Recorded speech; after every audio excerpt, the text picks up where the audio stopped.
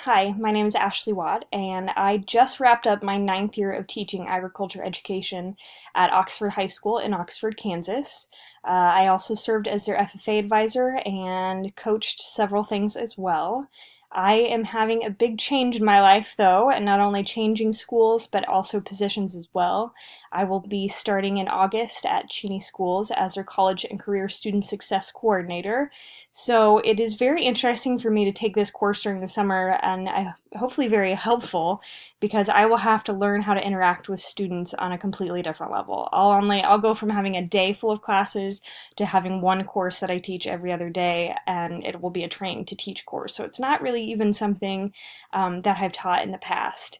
So I am going to have to find a way to communicate with kids across technology and help them figure out their career interest and make sure we get them on the right pathways into, um, you know, job shadows and internships and things like that, and hopefully get them into some post-secondary education for whatever their life may be. So I actually think that this course will help me kind of make that mind shift from being an all-day classroom teacher to hopefully getting to know students in a different way.